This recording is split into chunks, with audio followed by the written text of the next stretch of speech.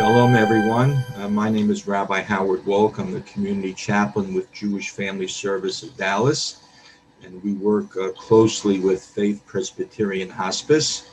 I'm flattered that each month they ask me to share a thought with you.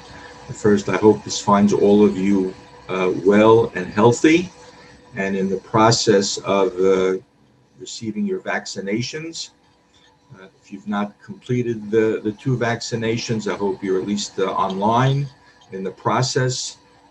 Very important, I believe, to receive the vaccinations. Thank God they're available to us. But even after the vaccinations, as the experts are saying, we cannot lower our guard, can't lower our masks. There's a verse in the book of Deuteronomy that says we should keep or protect our lives. And so there's really a biblical mandate for each individual to do whatever he or she can to protect our health, protect our lives. And I think receiving the vaccinations certainly falls into that category, both as a protective measure for us as individuals, but also we have a responsibility to other people as well. And hard to believe that we're coming up to a year that we've been suffering from the pandemic. Certainly a year that's gone by, I would estimate for everyone, very slowly. Hard to believe it's a year, but the year has been fraught with all different kinds of challenges, as time often does.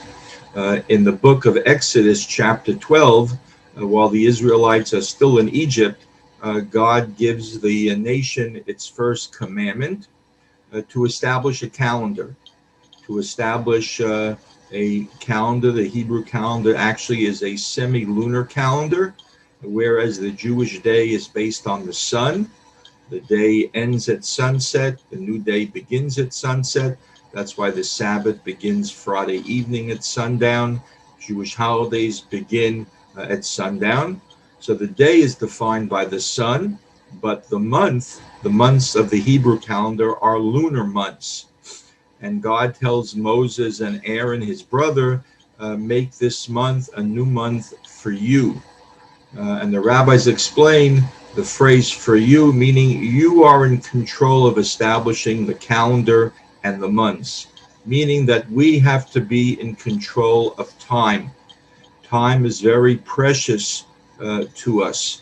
We have a responsibility to mark time, to do what's appropriate with our time. We often have heard the plaint uttered by many people, my time is not my own. And we always think we're short of time.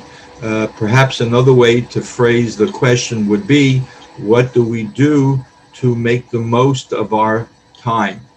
And we've all, in one way or another, been forced during this past year to make accommodations, to acclimate ourselves really to a new reality, and perhaps have an opportunity to put our time in proper perspective. How much do we value our time? How much do we value the time we spend with others? How much time do we appropriate to meet the needs of other individuals, whether on a family scale, a community scale? We have to use our time to be productive. And the COVID virus really has challenged all of us to apportion our times perhaps in different ways in order to accommodate the circumstances. But I think very important to keep in mind, we have to make the most of the time that's allotted to us. Make sure we have time for family members, even if it may be only over Zoom. Make sure we have time to inquire about the welfare of our neighbors. We have to do the most with the time that's allotted to us. And so I thank you for your time. We hope and pray that quickly the pandemic will be over, that we will be able to look at ourselves, look at one another in person, without masks, without screens separating us. Shalom, and all of you, please be well and be healthy. Thank you for your time.